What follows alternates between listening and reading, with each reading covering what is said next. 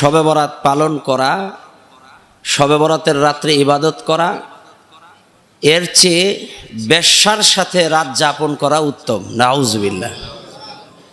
কত নিকৃষ্ট কথা যদি থাকে, এর মধ্যে এর চেয়ে নিকৃষ্ট আর কোনো কথা আছে? আবার এরকমও কথা আমরা শুনি, কোন লামাযহাবী ভাইরা বলেন যে শবে বরাতকে উপলক্ষ করে এই শাবান মাসে একটি রোজা কেউ যদি রাখে তাহলে এটাই নাকি তাদের জাহান্নামে যাওয়ার কারণ হয়ে যাবে। নাউজুবিল্লাহ। চিন্তা করতে পারেন, এই ধরনের বক্তব্য আমাদের সামনে আছে কি নাই? শবে বরাত কোরআন এবং হাদিসের কোথাও নাই। চ্যালেঞ্জ আছে কি নাই? 100 কোটি টাকা দিব যদি এই চ্যালেঞ্জ কেউ গ্রহণ করতে পারে, কোথাও যদি কোরআন হাদিসের কোথাও শবে বরাত দেখাইতে পারে, তাহলে আর জীবনে আলোচনাই করব না। এরকম বক্তব্য আছে কি নাই? আছে। এখন আপনারা তো মাঝখানে পড়ে গেছেন যে কি করব আসলে। এইরকম কঠিন কঠিন বক্তব্যের সামনে এখন মানুষজন শবে বরাত উপলক্ষে মসজিদে আসতেও ভয় পায় যে আবার কোন দল হয়ে যায়। অবস্থাটা হয়েছে এরকম যে মসজিদে মারামারি লাগছে কি বিষয় নিয়ে, যে কে জল্লিন কয় আর কে দলিন কয়। কিন্তু আসে নাই, অনেক লোক মসজিদের পাশ দিয়ে যাচ্ছে, ওরে ধরছে এক দলে, দেখছে তো মারামারি হচ্ছে, জিজ্ঞেস করে তুমি দলিন না জল্লিন হলো। আরে ও চিন্তা করছে কোনটা বলবে, ও কয় আমি তো নামাজই পড়ি না। কার্পেটগুলো দেখছেন, এটা অনেক পুরান হয়ে গেছে। তো অবস্থাটা কোথায় গিয়ে ঠেকেছে চিন্তা করতে পারেন? শয়তান চিন্তা করছে যে এদেরকে তো নামাজ দোয়া দরুদ থেকে তো দূরে সরানো যাবে না। তো একটা কাজ করা যায়, নিজেদের মধ্যে যদি এরকম বিভেদ তৈরি করানো যায় তাহলে শয়তানের সুযোগ আছে কি নাই, শয়তান খুশি হয় কি না। আমরা এমন কোনো কাজ করতে দিব না যে কাজের মাধ্যমে শয়তান খুশি হয়, ঠিক কি না? আমরা বাড়াবাড়িতেও নাই, ছাড়াছাড়িতেও নাই, আমরা মধ্যম পন্থায় আছি। আলহামদুলিল্লাহ বলেন। কোরআন এবং সুন্নাহর আলোকে যেই দিক নির্দেশনা পাওয়া যায় আমরা সেটাকেই অনুসরণ করব ইনশাআল্লাহ। এখন প্রশ্ন হলো যে এই শবে বরাত এটা যদি কোরআন হাদিসে না থাকে আমরা কেন পালন করব? নামাজ, রোজা, বেহেশত, এই শব্দগুলোও কিন্তু কোরআন হাদিসে নাই। এই জন্য কি আপনারা নামাজ পড়েন না, রোজা রাখি না? আমরা নামাজও পড়ি, রোজাও রাখি, অথচ নামাজ রোজা এই শব্দগুলা কোরআনেও নাই, হাদিসেও নেই। থাকবে কোত্থেকে? এগুলো তো ফার্সি, ঠিক কি না? নামাজ কি শব্দ? ফার্সি শব্দ। রোজা কি শব্দ? ফার্সি শব্দ। আর ফার্সি কোন দুঃখে কোরআনে থাকবে বলেন তো? কোরআনে হাদিসে কি আছে? সলাত আছে। কোরআন হাদিসে কি আছে? রোজার পরিবর্তে আছে সিয়াম। শবে বরাত কোরআন হাদিসে নাই, কথা সত্য। আছে লাইলাতুন নিসফি মিন শাবান। বলেন আলহামদুলিল্লাহ। অসংখ্য 10 জন প্রসিদ্ধ রাবি থেকে এই শবে বরাতের গুরুত্ব ফজিলত সাব্যস্ত। বলেন আলহামদুলিল্লাহ। আমল করার জন্য একটা হাদিসই যথেষ্ট। কয়টা? একটা হাদিস যদি রাসূল করিম সাল্লাল্লাহু আলাইহি ওয়াসাল্লাম থেকে পাওয়া যায় যে নবীজি এই রাতকে কেন্দ্র করে ইবাদত করেছেন এবং গুরুত্বের কথা বলেছেন, সুতরাং একাধিক আর কোনো হাদিসের প্রয়োজন নাই, আমল করার জন্য একটা হাদিসই যথেষ্ট, ঠিক কিনা? একটার দুইটা না। শবে বরাত সম্পর্কে 10-এরও অধিক সহিহ হাদিস আছে যে হাদিসগুলোর মাধ্যমে সাব্যস্ত দোয়া কবুলের যে সকল রাত আছে তার মধ্যে অন্যতম একটি রাত হচ্ছে শবে বরাত। এখন এই শবে বরাতকে কেন্দ্র করে কিছু অতিরঞ্জিত, কিছু বাড়াবাড়ি হয়, সেটাও আমরা স্বীকার করি। আমরা এক সময় যখন ছোট ছিলাম, শবে বরাত আসলে আমরা বুঝতাম যে হালিও রুটি যখন আমাদের মা বোনেরা বানাচ্ছে তখন আমাদের মনে পড়তো এই যে শবে বরাত আসছে, ঠিক কিনা? শবে বরাতকে কেন্দ্র করে কিছু অতিরঞ্জিত আমরা আগ থেকেই করেছি, আবার সেটা অনেকটাই স্বাভাবিক হয়ে গেছে। এখন হাতে ঘা হয়েছে, এখন ঘা হওয়ার কারণে হাত কেটে ফেলে দেওয়া এটা কি সমাধান, নাকি ট্রিটমেন্ট করে হাতটাকে রোগ থেকে ভালো করা এটা সমাধান? যেখানে যে সমস্যা ওই সমস্যাটাকে আমরা সমাধান করব ইনশাআল্লাহ। যেখানে অতিরঞ্জিত হয়, যেখানে বাড়াবাড়ি হয় সেটা আমরা বাদ দেওয়ার চেষ্টা করব। প্রিয় ভাইরা আমার, আমরা একটি মুবারকময় মাস শাবান অতিক্রম করছি। আল্লাহ রসুল সাল্লাল্লাহু আলাইহি ওয়াসাল্লাম এই শাবান মাসে বেশি বেশি নফল ইবাদত করেছেন। আল্লাহ রসুল সাল্লাল্লাহু আলাইহি ওয়াসাল্লাম বলেছেন, দোয়া কবুলের যে সকল রাত আছে তার মধ্যে অন্যতম একটি রাত হলো লাইলাতুন নিসফি মিন শাবান, যেটাকে আমরা শবে বরাত বলে থাকি। এই মাসটি সম্পর্কে আমরা অনেকে উদাসীন থাকি, কারণ রজব এবং রমাদান এর মাঝখানে যে মাস, এই মাসটার নাম কি? শাবান। এই মাসটি সম্পর্কে আল্লাহ রসুল সাল্লাল্লাহু আলাইহি ওয়াসাল্লাম বলেছেন, বুখারী ও মুসলিমের বর্ণনা, হযরতে আয়েশা সিদ্দিকা রাদিয়াল্লাহু তাআলা আনহা নবীজির সহধর্মিণী থেকে বর্ণিত, তিনি বলেন, মা রাআইতু রাসূলুল্লাহি সাল্লাল্লাহু আলাইহি ওয়াসাল্লাম ইস্তাকমালা সিয়ামা শাহরিন কত্তুন ইল্লা রমাদান ওয়া মা রাআইতু ফি শাহরিন আকথারা সিয়ামান মিনহু ফি শাবান। নবীজি বলেন, আমি নবীকে রমজান ছাড়া সারা মাস কোনো মাসেই রোজা রাখতে দেখি নাই। রমজানের পরে আমি শাবান মাসের চেয়ে আর কোনো বেশি রোজা অন্য কোনো মাসে দেখি নাই। সুবহানাল্লাহ। নবীজিকে আমি রমজানের পরে সবচেয়ে বেশি রোজা রাখতে দেখেছি কোন মাসে? আর একটু আসতে বলেন। শাবান মাসে। আল্লাহ রসুল সাল্লাল্লাহু আলাইহি ওয়াসাল্লামের আরেকটি হাদিসের বর্ণনা পাওয়া যায়, নবীজি সাল্লাল্লাহু আলাইহি সাল্লাম পুরা শাবান মাসটাই রোজা রেখেছেন কিছুদিন ছাড়া। তার মানে হলো নবীজি সাল্লাল্লাহু আলাইহি সাল্লাম এই শাবান মাসটাকে এত বেশি গুরুত্ব দিতেন, পুরা মাসটাই শেষের দিকের কিছুদিন ছাড়া নবীজি পুরা শাবান মাসটাই রোজা রেখেছেন। তাহলে বোঝা যাচ্ছে এই শাবান মাস নফল রোজা, নফল নামাজ, দান সাদকা এবং নেক আমলের, রমজানের প্রস্তুতি নেওয়ার মাস। নবীজি সাল্লাল্লাহু আলাইহি ওয়াসাল্লাম বছরের অন্যান্য সময়ের চেয়ে বেশি রোজা পালন করেছেন এই শাবান মাসে। নবীজি সাল্লাল্লাহু আলাইহি ওয়াসাল্লাম কেন এই শাবান মাসে এত বেশি রোজা রাখতেন সে সম্পর্কে একটি হাদিস এসেছে নাসাই শরীফে। একজন সাহাবী প্রশ্নই করে ফেললেন, হযরতে উসামা ইবনে যায়েদ রাদিয়াল্লাহু তাআলা আনহু নবীজিকে এই শাবান মাসের এত বেশি রোজা রাখার ব্যাপারে প্রশ্নই করে ফেললেন। কুলতু ইয়া রাসূলুল্লাহ, হে আল্লাহর রাসূল, লাম আরাকা তাসুমু শাহরান মিনাশ শুহুর মা তাসুমু মিন শাবান। আমি তো আপনাকে এই শাবান মাসের চেয়ে অন্য কোনো মাসে এত বেশি নফল রোজা রাখতে দেখি না, কারণটা কি? নবীজি সাল্লাল্লাহু আলাইহি সাল্লাম জবাব দিলেন, ক্বালা কাযালিকা ক্বালা যালিকা শাহরুন ইয়াগফুলুন নাসু আনহু বাইনা রাজব ওয়া রমাদান ওয়া হুয়া শাহরুন তুরফাউ ফীহি আল আমাল ইলা রাব্বিল আলামিন। বলেন না সুবহানাল্লাহ। নবীজি বলেন, রজব এবং রমজান এই দুইটা মাসের মধ্যবর্তী যেই মাস, এই মাসটার নাম হলো শাবান। এই শাবান মাসে এসে বহু মানুষ গাফেল হয়ে যায়, ইবাদতের ব্যাপারে অমনোযোগী হয়ে যায়। আর অথচ এই শাবান এমন একটা মাস যেই মাসে আল্লাহ তাআলার দরবারে বান্দার আমল নামা পেশ করা হয়। সুবহানাল্লাহ। আসতে বললেন। আমাদের বাৎসরিক আমল নামাটা আল্লাহ তাআলার দরবারে পেশ করা হয় এই শাবান মাসে। সুবহানাল্লাহ। আল্লাহ সুবহানাহু ওয়া তাআলার দরবারে আমাদের বাৎসরিক আমল নামা পেশ যখন করা হয়, এই ব্যাপারে নবীজি বলেন, ফাহাব্বু আইয়ারফা আমালি ওয়া আনা সাইম। আমি পছন্দ করি আমার বার্ষিক আমল নামা যখন আল্লাহর দরবারে পেশ করা হবে আমি একজন রোজাদার। সুবহানাল্লাহ। আমি পছন্দ করি আমার আমল নামাটা যখন আল্লাহর কাছে পেশ করা হবে এমন অবস্থায় যে আমি একজন রোজাদার। সুবহানাল্লাহ। প্রিয় ভাইয়েরা আমার, তাহলে বোঝা যাচ্ছে এই শাবান মাসের গুরুত্ব অনেক বেশি, এবং এই হাদিস থেকে এটাও বোঝা যায় যে বান্দার আমল নামা আল্লাহ তাআলার দরবারে পেশ করা হয়। আল্লাহ সব জানেন, তারপরেও এটা নিয়ম করে দিয়েছেন।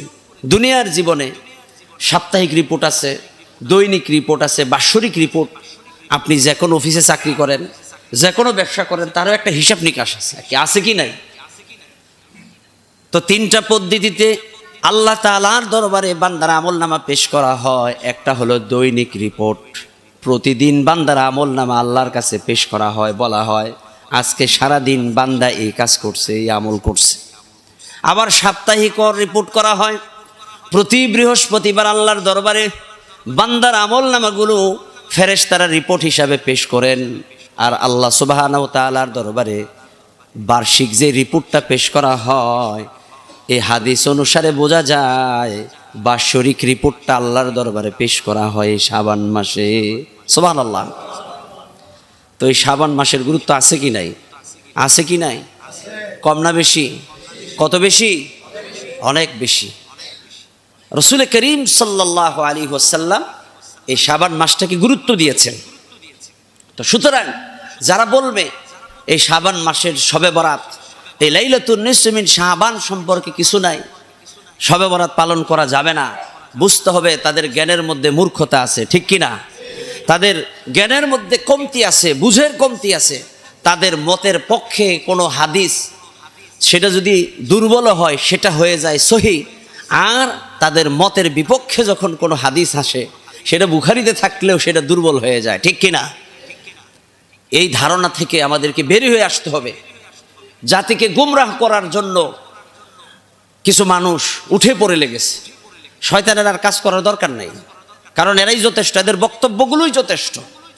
একটা মানুষ মসজিদে ইবাদত বন্দেগী করবে, আমার কি ক্ষমতা আছে তাদেরকে নিষেধ করে মসজিদ থেকে বের করে দেওয়া, মসজিদ থেকে দূরে সরিয়ে দেওয়া? এটা কি কোনো ইমানদার মুমিনের কাজ হতে পারে? আপনি বুঝাতে পারেন যে তুমি সারা জীবন নফল নামাজ পড়লা, এই নফল নামাজ তুমি যদি এক পাল্লায় রাখো, আর তোমার 5 ওয়াক্ত নামাজের 1 ওয়াক্ত ফরজ নামাজ যদি আরেক পাল্লায় রাখো, সারা জীবনের নফল নামাজের চেয়ে 1 ওয়াক্ত ফরজ নামাজের সওয়াব আল্লাহর কাছে বেশি। মানে লোকজনকে যদি এগুলো বসায় যদি বলা যায়, তাহলে হতে পারে তাদের আমলের পরিবর্তন হতে পারে, তাওবা ইস্তেগফার করে পরের দিন থেকে তারা নামাজি হয়ে যেতে পারে। কি হতে পারে কিনা? যেহেতু এই রাতের গুরুত্ব সম্পর্কে আল্লাহ রাসূল সাল্লাল্লাহু আলাইহি ওয়াসাল্লাম হাদিস বর্ণনা করেছেন। সহিহ ইবনে হিব্বানের 3833, সুনানে ইবনে মাজা এর 1390 নাম্বার হাদিস, মুসান্নাফে ইবনে আবি শায়বার 3479। এই হাদিসের মধ্যে, এই হাদিস গ্রন্থের মধ্যে একটি হাদিস এসেছে হযরতে মুআয ইবনে জাবাল রাদিয়াল্লাহু তাআলা আনহু থেকে বর্ণিত। রাসূল করিম সাল্লাল্লাহু আলাইহি ওয়াসাল্লাম বলেন, ইন্নাল্লাহা লা ইয়াত্তালিউ ফি লাইলাতিন নিসফি মিন শাবান ফায়াগফিরু লিজামিই খালকিহি ইল্লা লিমুশরিকিন আও মুশাহিন। সুবহানাল্লাহ। নবীজি সাল্লাল্লাহু আলাইহি সাল্লাম এই শাবানের মধ্য রজনী সম্পর্কে একটি হাদিস বলেছেন। নবীজি সাল্লাল্লাহু আলাইহি ওয়াসাল্লাম বলেন, নিশ্চয়ই এই শাবানের মধ্য রজনীতে আল্লাহ সুবহানাহু ওয়া তাআলা সমস্ত মাখলুকাতের দিকে মনোযোগ আরোপ করেন। বলেন না সুবহানাল্লাহ। আল্লাহ তাআলা এই রাত যখন আগমন করেন, এই রাত আগমনের সাথে সাথে আল্লাহ তার সৃষ্টি জগতের প্রতি মনোনিবেশ করেন, এবং 2 শ্রেণীর লোক ছাড়া আল্লাহ তাআলা সমস্ত বান্দাকে মাফ করে দেন। আপনারা হাদিসটা বুঝেনই নাই, বুঝলে তাহলে একজনও সুবহানাল্লাহ বাদ দিতেন না। কারণ কি? রাসূল করিম সাল্লাল্লাহু আলাইহি ওয়াসাল্লাম বলতেছেন, আমাদের সামনে যে রাতটা আগত, এই রাতটার ফজিলত গুরুত্ব এত বেশি, 2 শ্রেণীর লোক ছাড়া আল্লাহ সবাইকে মাফ করে দিবেন, এই ঘোষণা নবীজি দিয়েছেন। সুবহানাল্লাহ। এখন প্রশ্ন হতে পারে, কোন সেই 2 শ্রেণীর লোক যাদেরকে আল্লাহ মাফ করবেন না? জানা দরকার আছে কি নাই? কে কে জানতে চান? সবাই জানতে চান?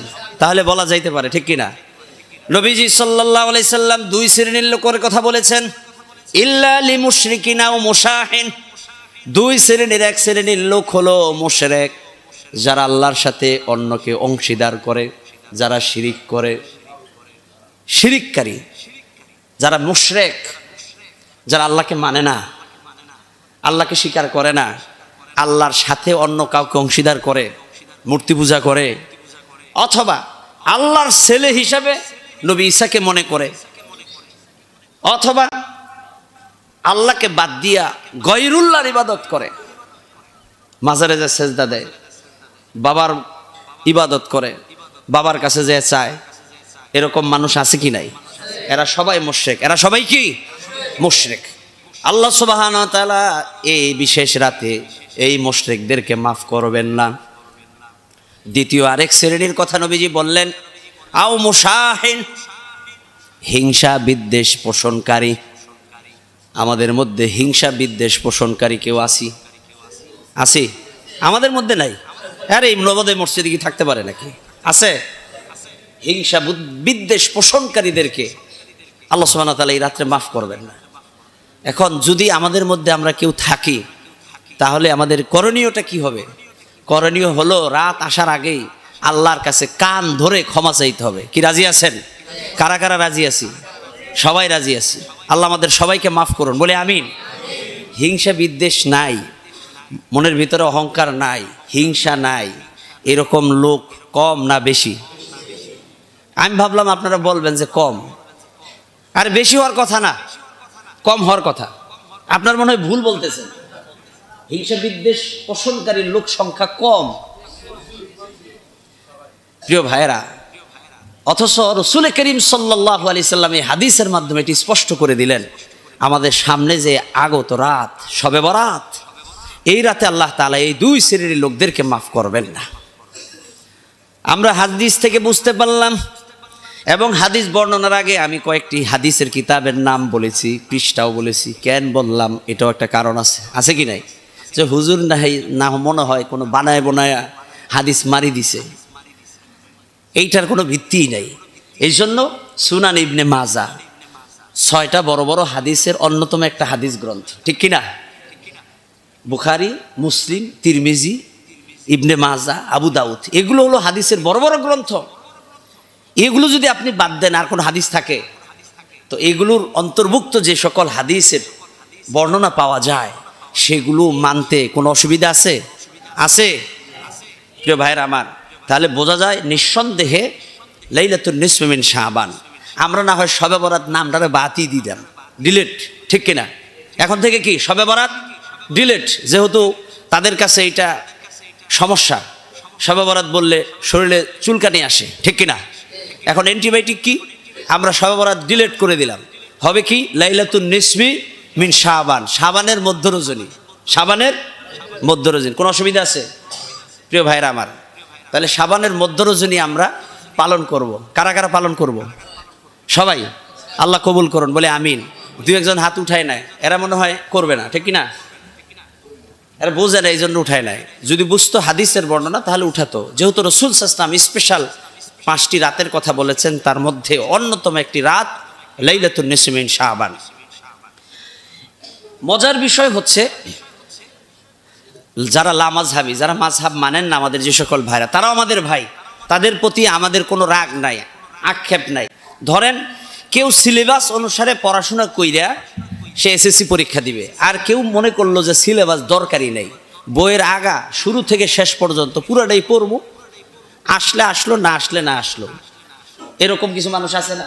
কোনো সিলেবাসই দরকার নেই, এই বছরের যে বই এটাও পড়বে, 10 বছর আগে যে বই ছিল ওইটাও পড়বে, সব পড়বে। তাদের কথা হলো কোনো সিলেবাস চলবে না, কোনো স্যারের কাছে যাওয়া যাবে না, একা একাই পড়বো, কোনো মাস্টারের দরকার নাই, স্যারের দরকার নাই, বই আছে, পড়বো, পরীক্ষার হলে যাবো। কথা বুঝছেন নি? এক শ্রেণীর লোক এরকম কিছু ভাইয়েরা আছেন। আবার যারা ভালো রেজাল্ট করে তাদের অবস্থাটা কি? তারা সিলেবাস দেখবে যে গত বছর প্রশ্নগুলো কোনগুলো আসছে, ওটা বাদ, স্যারেরা যেটার গুরুত্ব দেয় ওটার আগে পড়ে, ঠিক কিনা? আবার স্যারদের শরণাপন্ন হয়, স্যারদের কাছে যায় বলে যে স্যার আর একটু কমায় দেন না, কোনটা কোনটা আসবে একটু বলে দেন, সহজ করে দেন। এরকম আছে কি নাই? তাহলে আপনি পরীক্ষায় ভালো রেজাল্ট করার জন্য গুরুত্বপূর্ণ যে দিক নির্দেশনা সেটা মানার জন্য আগ্রহী, কিন্তু কোরআন হাদিসের ব্যাপারে আপনি অনাগ্রহী, এটা আপনাদের ব্যাপার। কিন্তু সেক্ষেত্রে আমাদের কোনো আপত্তি নাই। কিন্তু আপত্তিটা হলো ওখানেই যে জায়গায় মানুষ ইবাদত বন্দি করতে চায়, আপনারা তাদেরকে মসজিদ থেকে বের করে দিতে চান, দুঃখটা আমাদের ওখানে, ঠিক কিনা?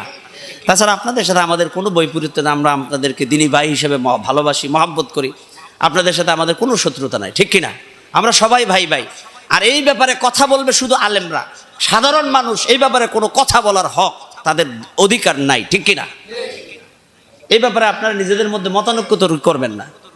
কে হানাফি, কে লামাজহাবি, কে কি, এগুলো নিয়ে কথা বলার যোগ্যতা আপনাদের নাই। যাদের যোগ্যতা যে ব্যাপারে নাই সে ব্যাপারে কথা বলাও জায়েজ নাই, ঠিক কিনা? আপনি মাসালা জানবেন না, না জেনে যদি আপনি নিজেদের মধ্যে বিভেদ তৈরি করেন, মানুষ তো মসজিদমুখী আইসাও ও চিন্তা করবে দললিন আর জল্লিন নিয়ে যেহেতু মারামারি আছে মসজিদে, নামাজেই যাবো না, ঠিক কিনা? এরকম আছে কি নাই প্রিয় ভাইরা আমার? তাহলে এই রাতের আমল আছে। এখন এই আমল কি করব এটাও তো একটা জানা দরকার। এই রাতের আমল আছে, সুতরাং এই রাতটা পুরাটাই জায়গা, পুরা ঢাকা শহর এই মাথা থেকে ওই মাথা খালি ঘোরাঘুরি, মাজারে মাজারে যাওয়া, কোথায় কারা কারা নামাজ পড়ে এইগুলো দেখা, তারপরে আতশবাজি ফুটানো। মসজিদে ধরেন মানুষজন নামাজ পড়তেছে, আপনি 10টা বাজিয়েই না মসজিদের পাশে ঠুস করে ফুটাই আবার গেলেন গা, আবার চলে গেলেন ওই মোহাম্মদপুর কেন্দ্রীয় মসজিদের পাশে, ওখানে যে আরো 10টা আতশবাজি ফুটাইয়া আপনি চলে গেলেন। কেন আতশবাজি করলেন? ওই যে মুসল্লিরা যদি ঘুমায় যায়, মানুষজন যদি এই রাত্রে ঘুমায়, এই জন্য আপনি এই আতশবাজি, এই বাজি ফুটাইয়া মানুষদেরকে জাগাই দিচ্ছেন। কত বড় সওয়াবের কাজ চিন্তা করতে পারেন, ঠিক কিনা? সওয়াব আছে না? এই যে মানুষদেরকে আপনি ডিস্টার্ব করতেছেন, এমনও দেখছি যে নামাজ পড়ছে, পাশেই যখন বাজি ফুটছে, ওর নামাজও শেষ, অজুও শেষ, ঠিক কিনা? তো এই যে আপনি যে ওর অজুটা নষ্ট করলেন আর এই নামাজটা নষ্ট করলেন, এই জন্য সওয়াব আছে কি নাই? খুশি হয়েছে কে? শয়তান। আপনি তো তাহলে শয়তানের দল হয়ে গেলেন, ঠিক কিনা? শয়তানের দল হওয়া যাবে? যাবে যাবে। কার দল হতে হবে? আল্লাহর দল। প্রিয় ভাইরা, এইসব কাজ করা যাবে না। কি করবেন এই রাত্রে? এই রাত্রে করবেন, যেহেতু এই রাত্রে আল্লাহ তাআলা বান্দাকে ডাকতে থাকেন আর বলতে থাকেন, কে আছো অভাবী, আমার কাছে চাও, আমি আল্লাহ তোমার অভাবকে দূর করে দিব। সুবহানাল্লাহ। আমাদের মধ্যে অভাবী লোক নাই, সবাই স্বাবলম্বী, ঠিক না? আমরা সবাই স্বাবলম্বী, ধনী মানুষ, আমাদের কোনো কিছুর প্রয়োজন নাই। এরকম আছে? সবারই প্রয়োজন আছে। কার কার প্রয়োজন আছে? সবার। আলহামদুলিল্লাহ। সবাই আমরা আসলে ফকির, সবাই আমরা অভাবী। এটা আমার কথা না, আপনারা আবার কষ্ট পায়েন না, চিন্তা করেন হুজুর আমি তো 10টা বাড়ির মালিক, গাড়ি বাড়ি সব আছে, আপনি আমার ফকির বললেন। আরে ভাই, এটা তো আমার কথা না, এটা আল্লাহর কথা। আল্লাহ বলছেন আল্লাহুল গনি, আল্লাহ হলেন ধনী, ওয়ান্তুমুল ফুকারা, আর তোমরা সবাই ফকির। কার কথা? কার কথা? আল্লাহ তাআলার কথা। তাহলে আল্লাহ তাআলা বললেন যে তিনি একমাত্র ধনী, তিনি কারো কাছে কিছু চান না। আর পৃথিবীতে আমরা যারা আছি সবাই ফকির। ফকিরের স্বভাবটা কি? খালি চাওয়া চাওয়া। আর আমরা আল্লাহর কাছে চাই, আর আল্লাহ বলেন তুই যত চাস আমি আল্লাহ তত খুশি হয়ে যাই। সুবহানাল্লাহ। তাহলে আমরা সবাই ফকির, আমরা সবাই অভাবী। হাদিসের মধ্যে আসছে যারা অভাবী আজকের এই রাত্রে তাদের চাওয়া পাওয়া, মনের যত আকুতি মিনতি আছে আল্লাহর কাছে বলবে। আর আল্লাহ বলেন বান্দা চাইতে দেরি, আমি কবুল করতে দেরি করব না। আজকের এই রাতে যারা গুনাহগার, আমাদের মধ্যে গুনাহগার নাই, আমরা সবাই আল্লাহর ওলি, ঠিক কিনা? আমাদের ক্ষমা চাওয়ার তো দরকার নাই। যেইভাবে করে আমরা নামাজ পড়ি, তাহাজ্জুদ পড়ি, কোরআন তেলাওয়াত করি, 5 ওয়াক্ত নামাজ পড়ি, কপালে দাগ পড়ে গেছে। চিন্তা করতে পারেন, বারবার হজ করতেছি, গুনাহ তো নাই। আছে আছে আছে গুনাহ আছে। তাহলে আজকের এই রাত আমাদের জন্য। আর যদি গুনাহ না থাকে আপনার, আপনি মাসুম, আল্লাহর ওলি মানুষ, আপনি আমাদের জন্য দোয়া করবেন। আপনার ইবাদত দরকার না, আপনি ঘুমাবেন। আর যাদের দরকার, ধরেন আমরা গুনাহগার, জীবনে অনেক অন্যায় করেছি, নফসের তাড়নায়, বয়সের কারণে, না বুঝে, বন্ধু বান্ধবের পালায় পড়ে জীবনটাকে বরবাদ করে ফেলেছি, শয়তানের ওয়াসওয়াসায় এমনও কত গুনাহ করেছি যে গুনাহ পৃথিবীর মানুষ জানে না। জানেন কে? আল্লাহ। তাহলে আজকের এই রাত আমাদের জন্য, আমরা আল্লাহর কাছে ক্ষমা চাইব। আল্লাহ বলেন আলামিন মুস্তাগফিরিন ফাগফিরুলাহ, তোমাদের মধ্যে কেউ কি আছো গুনাহগার, আজকের এই রাতে আমার কাছে ক্ষমা চাও, আমি আল্লাহ তোমাদেরকে মাফ করে দিব। আল্লাহ তাআলা আরো একটা সুসংবাদ দিয়েছেন, আমাদের গুনাহ যখন আল্লাহ মাফ করবেন, শুধু গুনাহই মাফ করবেন না, গুনার যে পাল্লাটা থাকবে আল্লাহ তাআলা সেই গুনার পাল্লাটাকে কনভার্ট করে নেকের পাল্লায় পরিণত করে দিবেন। আল্লাহু আকবার। আল্লাহ কত দয়াশীল, আল্লাহ কত দয়াশীল, আমাদের প্রতি কত মেহেরবান। আমরা গুনাহগার, শয়তানের ওয়াসওয়াসায় পড়ে কম বেশি আমরা প্রত্যেকেই গুনাহ করি। গুনাহ নাই এরকম কোনো মানুষ নাই, আমরা প্রত্যেকেই গুনাহগার। যদি আমরা নিজেদেরকে আসলেই গুনাহগার মনে করি, অপরাধী মনে করি, তাহলে লাইলাতুন নিসফ মিন শাবান, শাবানের এই মধ্য রজনীটা আমাদের জন্যই।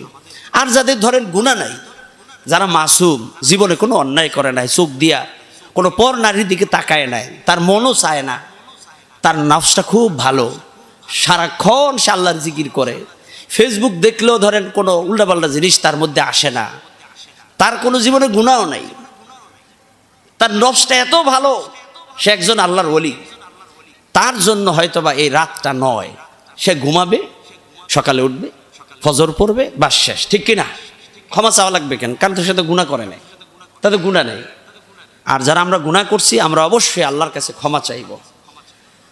আর যদি এখানে আমরা কেউ থাকি যে অসুস্থ, আমরা তো বেশি একটা অসুস্থ হই না, আলহামদুলিল্লাহ, আমরা অনেক ভালো, রোগ তো আমাদের নাই। রোগ আছে? আছে। তবে আমাদের মধ্যে আল্লাহ সুবহানাহু ওয়া তাআলা আলহামদুলিল্লাহ যে রোগ কম দিয়েছেন, কিন্তু বহু মানুষ আছে হঠাৎ অসুস্থ, ক্যান্সারের রোগী, ভালো হচ্ছে না, ওষুধ খাচ্ছে, কমছে না, বহু রোগে জর্জরিত, ইবাদত করতে চায় কিন্তু করতে পারে না। আল্লাহ সুবহানাহু ওয়া তাআলা আজকের এই রাতটাকে বিশেষভাবে আমাদেরকে দিয়েছেন গিফট। সেটা কি? কেউ যদি অসুস্থ থাকে, আজকের এই রাতে যদি আল্লাহর কাছে দোয়া করে যে আল্লাহ আমি অসুস্থ, আপনি আমাকে সুস্থ করে দেন, আল্লাহ বলেন আমি তোকে সুস্থ করে দিব। সুবহানাল্লাহ। তাহলে আজকের এই রাতের বিশেষত্ব আছে কি নাই? আছে কি নাই? এগুলো হাদিসের বর্ণনা আসছে। আল্লাহ রাসূল সাল্লাল্লাহু আলাইহি সাল্লাম এই রাতে দীর্ঘ নামাজ পড়েছেন। তবে আমরা কারো কারো কাছ থেকে শুনি, অনেকে প্রশ্ন করে যে হুজুর এই রাতের কয়শো রাকাত নামাজ পড়বো, 100 নাকি 200? আমি বলি যে 200-র সাথে 100 মিলাইয়া 300। কয়শো? 300। এই রাতে ইবাদত আপনি করবেন, নামাজটা হবে দীর্ঘ। আপনি সংখ্যাটা পাইলেন কোথায়? এই সংখ্যাগুলো যে কারা দিয়েছে আমার জানা নাই।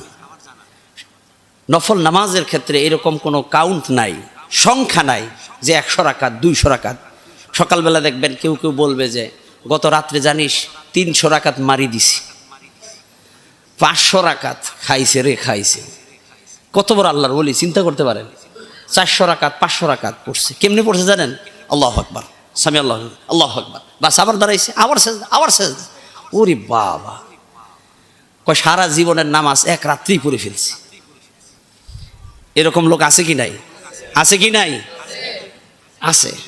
তো আসলে এই রাত্রে এই যেরকম আপনি সংখ্যা বাড়ানোর জন্য নামাজ নাই, আপনি 2 রাকাত পড়েন, সুন্দর করে পড়েন, আপনি নামাজটাকে দীর্ঘ করেন। কয় হুজুর আমি তো সূরা বেশি জানি না।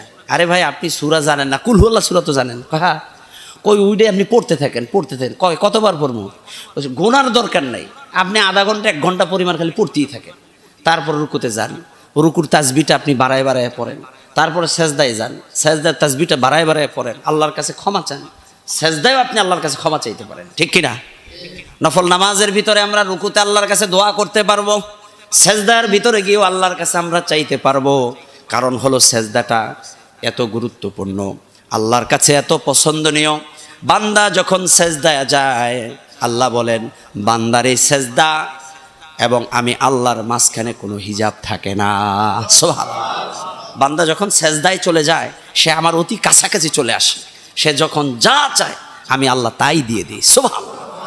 তো নফল নামাজ আপনি চাইবেন 2 রাকাত করে, আপনি যত পারেন, 4 রাকাত পারেন, 6 রাকাত পারেন, 8 রাকাত, 10 রাকাত, 20 রাকাত পড়েন। আপনাকে 100 রাকাত পড়তে হবে, 200 রাকাত পড়তে হবে, এরকম কোনো বাধ্যবাধকতা নাই। প্রিয় ভাইরা, ইসলাম একটা সহজ ধর্ম, এটাকে আমরা যেন কঠিন না করি। আপনি 2 রাকাত করে পড়েন, নির্দিষ্ট কোনো সূরাও নাই যে আপনাকে বলা হয়েছে যে আপনি ইন্নান জালনা দিয়েই পড়বেন বা পারেন, আপনি ওই সূরা দিয়েই আপনি পড়েন। 2 রাকাত, 4 রাকাত, 6 রাকাত, 8 রাকাত পড়তে থাকেন। আপনি কিছু সময় কোরআন তেলাওয়াত করেন, কিছু সময় একটু জিকির করেন, কিছু সময় আপনি আল্লাহর কাছে তাওবা ইস্তেগফার পাঠ করেন। ইবাদত বান্দেগীর মাধ্যমে আপনি এই রাতটাকে কাটাতে পারেন। কারণ এই রাতের আমলের মধ্যে ব্যাপারে হাদিসের মধ্যে বর্ণিত হয়েছে, নবীজি সাল্লাল্লাহু আলাইহি ওয়াসাল্লাম বলেন, হযরত আয়েশা রাদিয়াল্লাহু তাআলা আনহা রাতের বেলায় নবীজিকে বিছানায় পেলেন না। দুটি বর্ণনা আসছে। একটি বর্ণনায় পাওয়া যায় নবীজি এই লাইলাতুন নিসফ মিন শাবানের রাতে নামাজে দাঁড়িয়ে গেছেন, সেজদায় এত দীর্ঘ সময় অতিবাহিত করছেন। হযরত আয়েশা রাদিয়াল্লাহু আনহা বলেন, আমি ভাবলাম নবীজি মনে হয় ইন্তেকাল করেছেন। দীর্ঘ সময় নবীজি সেজদার মধ্যে। আয়েশা রাদিয়াল্লাহু আনহা পিছনে দাঁড়ায় আর রইলেন অনেক সময়। এখন ওনার ভয় হচ্ছে নবীজি মনে হয় ইন্তেকাল করছেন। আয়েশা রাদিয়াল্লাহু আনহা বলেন, আমি নবীজির পায়ের গোড়ালির নখদের আমি একটু নাড়া দিলাম, নবীজির পা ধরলাম। নবীজি সেজদাটা সংক্ষিপ্ত করে নামাজ শেষ করলেন। নবীজি আয়েশাকে বললেন, আয়েশা তুমি কি আমাকে নিয়ে ভয় পাচ্ছিলে নাকি? আয়েশা রাদিয়াল্লাহু আনহা বললেন যে হ্যাঁ, আমি তো ভয়ই পাচ্ছিলাম, আমি তো ভাবছিলাম আপনি ইন্তেকাল করছেন, এই এত দীর্ঘ সময় আপনি সেজদা দিচ্ছেন। রাসূল বললেন যে আয়েশা আজকের এই রাত সম্পর্কে তোমার জানা আছে? আয়েশা রাদিয়াল্লাহু আনহা বললেন, না ইয়া রাসূলুল্লাহ, আমার তো জানা নাই। নবীজি সাল্লাল্লাহু আলাইহি ওয়াসাল্লাম বললেন যে আয়েশা আজকের এই রাত লাইলাতুন নিসফ মিন শাবান, শাবানের মধ্য রজনী, ফায়াগফিরু লিমুস্তাগফিরিন, আজকের এই রাত্রে যারা যারা ক্ষমা চাইবে আল্লাহ সকলকে ক্ষমা করে দিবেন। অন্য আরেকটি হাদিসের বর্ণনায় পাওয়া যায় নবীজি কবরস্থানে গেছেন। হযরত আয়েশা সিদ্দিকা রাদিয়াল্লাহু তাআলা আনহা রাতের বেলা খুঁজতে খুঁজতে কোথাও নবীকে পাচ্ছেন না। আয়েশা রাদিয়াল্লাহু তাআলা আনহা খুঁজতে খুঁজতে জান্নাতুল বাকিতে চলে গেলেন। জান্নাতুল বাকি নবীজির রওজা থেকে অনেক দূরে না কাছে? কারা কারা গেছেন জান্নাতুল বাকিতে? আলহামদুলিল্লাহ, হাজী সাহেবরা সবাই গেছেন কম বেশ, ঠিক না? না গেলেও বাইরে থেকে দেখছেন, কি দেখছেন না? জান্নাতুল বাকি কবরস্থান নবীজির রওজা শরীফের খুবই কাছে। কি সুন্দর পরিবেশ, যেখানে প্রায় 10,000 সাহাবী শায়িত আছেন। সুবহানাল্লাহ। নবীজি সাল্লাল্লাহু আলাইহি ওয়াসাল্লাম সে জান্নাতুল বাকি কবরস্থানে গিয়ে দোয়া করছেন। হযরত আয়েশা রাদিয়াল্লাহু তাআলা আনহা নবীকে খুঁজতে খুঁজতে কবরস্থানে গেলেন, যায় দেখলেন নবীজি জান্নাতুল বাকি কবরস্থানের কবরবাসীদের জন্য দোয়া করতেছেন। হযরত আয়েশা রাদিয়াল্লাহু আনহা পিছনে দাঁড়ায় রইলেন। নবী সাল্লাল্লাহু আলাইহি ওয়াসাল্লাম আয়েশাকে দেখে বললেন যে আয়েশা তুমি আমার ব্যাপারে কি ভাবছো যে আল্লাহ এবং তার রাসূল তোমার প্রতি অবিচার করেছে? হযরত আয়েশা রাদিয়াল্লাহু তাআলা আনহার মনের ব্যাপারে আল্লাহ তাআলা বেশি ভালো জানেন। আল্লাহ তাআলা তার হাবিবকে জানিয়ে দিয়েছেন কি সে মনের বাসনা, মনের কথাটা কি। আয়েশা রাদিয়াল্লাহু আনহা ভাবছেন যে আজকের এই রাত তো নবীজি আমার সাথে থাকার কথা, কিন্তু রাসূল ঘুমের হঠাৎ করে মাঝরাতে নবীজি ঘরে নাই, তার মানে হলো নবীজি আবার অন্য কোনো বিবির ঘরে গেলেন কিনা। এই জন্য সব জায়গায় খুঁজা কোথাও যখন না পান তখন কবরস্থানে আসলেন। আয়েশা দেখলেন নবীজি দোয়া করতেছেন। রাসূল বললেন যে আয়েশা আমি দোয়া করছি এই জন্য, আজকের এই রাতটা এমন এক রাত, আজকে এই রজনীতে আল্লাহ তাআলা বনি কালবের বকরির পশমের চেয়ে বেশি সংখ্যক গুনাহগারকে এই রাতে আল্লাহ আজকে মাফ করে দিবেন। আর একটু জোরে বলেন না সুবহানাল্লাহ। নবীজি সাল্লাল্লাহু আলাইহি ওয়াসাল্লামের এই হাদিস থেকে এটাই স্পষ্ট, নবীজি বনি কালব গোত্রের কথা বলছেন। বনি কালবের গোত্রের লোকদের ছাগলের পরিমাণ সংখ্যা অনেক বেশি ছিল, হাজারে হাজার হাজার হাজার ছাগলের শরীরে পশমের সংখ্যা 100 নাকি লক্ষ লক্ষ কোটি কোটি, ঠিক কিনা? তো আল্লাহ সুবহানাহু ওয়া তাআলা এই রাত্রে কোটি কোটি গুনাহগারকে এই রাতের উসিলায় মাফ করে দিবেন।